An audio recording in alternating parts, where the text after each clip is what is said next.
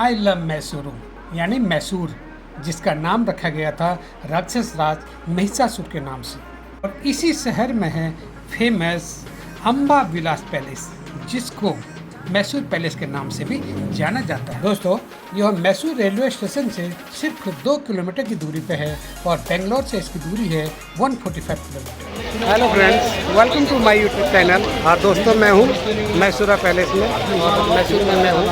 ये पैलेस दिखाने के लिए आए हैं, यहाँ के बारे में देखना चाह रहे हैं और अंदर चलते हैं अभी और मैसूर पैलेस को देखते हैं और इन्जॉय करते हैं अंदर का नज़ारा और कवर करते हैं कि क्या क्या चीज़ें यहाँ पर। पैलेस देखने के लिए एंट्री फीस है 120 रुपीज़, जबकि स्टूडेंट के लिए 50 रुपये है और बच्चों के लिए फीस है सिर्फ 70 रुपीज़। ये वाडिया किंगडम का बहुत ही शानदार पैलेस है और यहाँ पे जाने के लिए आपको लाइन में लगना पड़ेगा और शूज़ आपको यहीं पे जमा करने पड़ेंगे। इस महल का निर्माण 1897 और 1912 के बीच किया गया था, जब पुराना महल एक राजकुमारी के शादी समारोह में नष्ट हो गया था, तो उसके बाद इसको बनाया गया था। यह महल इंडो सरसैनिक वास्तुकला में बनाया गया है, जो कि देखने में बहुत ही शानदार आर्किटेक्चर का एक नमूना है। महल में एक शानदार दरबार हॉल है, एक विवाह मंडप है और कई अन्य शाही कमरे हैं। दोस्तों, मैसूर पैलेस एक लोकप्रिय पर्यटक आकर्षण है और हर साल यहाँ पर लाखों लोग इसे देखने के लिए आते हैं। दोस्तों, दुनिया भर में अपनी खूबसूरती के लिए मशहूर इस महल का निर्माण महाराजा कृष्ण राजेंद्र वाडियार 4 ने करवाया था। इस महल को चंदन की लकड़ी से बनाया गया। चंदन की लकड़ी से बना महल जितना खूबसूरत था, उतना ही सुगंधित भी था। दूर दूर तक चंदन की खुशबू फैली रहती थी। लेकिन साल 1897 में राजकुमारी जया लक्ष्मी की शादी के दौरान चंदन की लकड़ी से बने इस महल में आग लग गई थी। आग की वजह से यह महल तबाह हो गया था। इसके पश्चात महाराजा कृष्ण राजेंद्र वाडिया 4 ने ब्रिटिश आर्किटेक्ट हेनरी ईडन को बुलाकर इस नए महल की बुनियाद रखी थी और ईयर 1897 और 1912 के बीच करीब 15 साल में यह पैलेस बनकर तैयार हुआ। दशहरा के मौके पर यहाँ देवी की परिक्रमा निकाली जाती है। हाथी की पीठ पर 750 किलो शुद्ध सोने का अंबारी यानी सिंहासन होता है, जिसमें माता चामुंडेश्वरी की मूर्ति रखी होती है। ये सिंहासन 80 किलो सोने से बना है। ये इतना लंबा चौड़ा है कि उस पर बैठने के लिए सीढ़ी लगाई गई है। महाराजा कृष्ण राजेंद्र वाडिया 4 उस वक्त भारत के सबसे अमीर राजा हुआ करते थे और महल को बनाने में उन्होंने पैसा पानी की तरह बहाया था।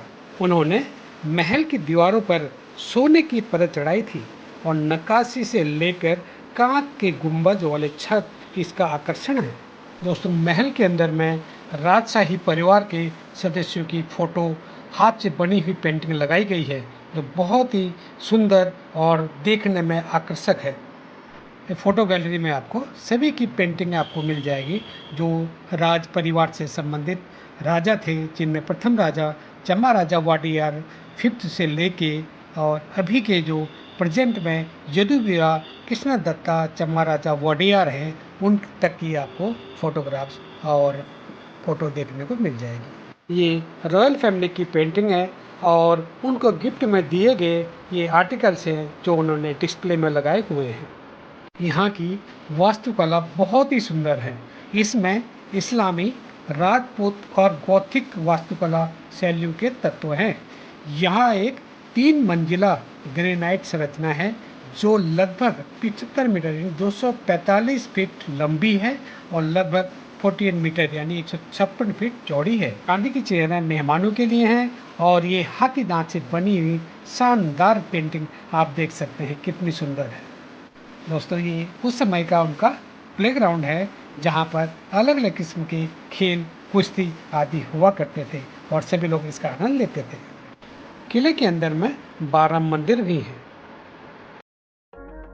यहाँ पर अभी भी आपको तोपें दिख जाएंगी, जो राजा युद्ध लड़ने और जीतने के लिए इस्तेमाल करते थे। पैलेस देखने के लिए आप सुबह 10 बजे से लेकर शाम के 5:30 बजे तक आ सकते हैं। पैलेस देखने के लिए देश विदेश से लाखों श्रद्धालु आते हैं।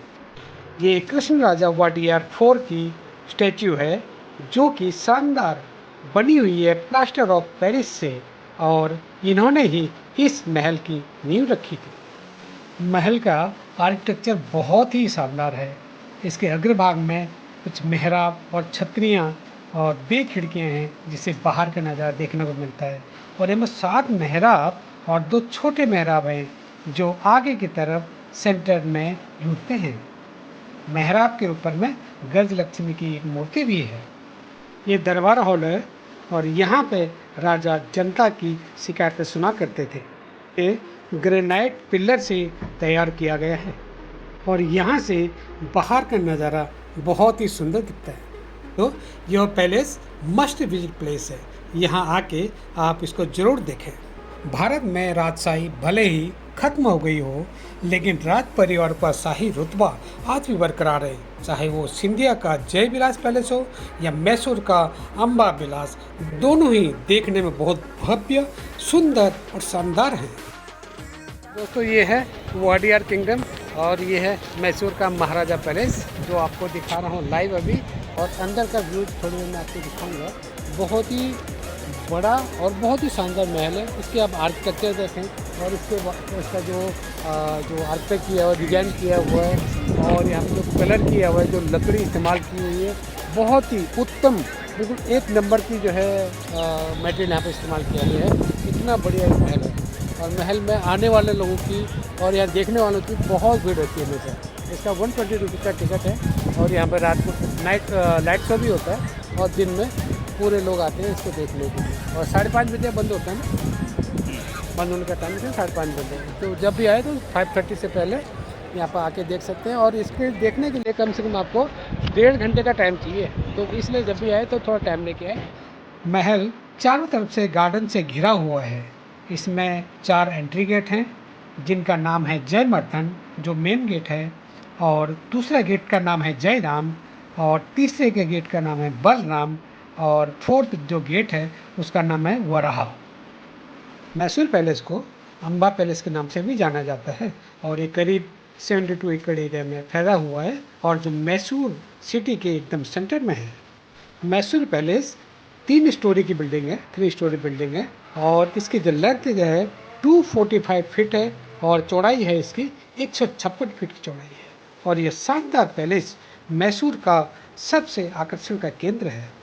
पैलेस के मुख्य गेट पर ही ये माता का मंदिर भी आपको नजर आएगा। मैसूर पैलेस को बनाने में 41,47,913 रुपीज़ उस समय खर्च हुआ था, यानी 1930 में। यहाँ का साउंड और लाइट शो बहुत ही पॉपुलर है, जो कि शाम को 7 बजे से शुरू होता है और 45 मिनट तक चलता है, जिसमें इसकी भव्यता देखते ही बनती है। Thanks for watching. मिलते हैं अगली वीडियो में और करेंगे हम दर्शन माता चामुंडा आदि शक्तिपीठ के।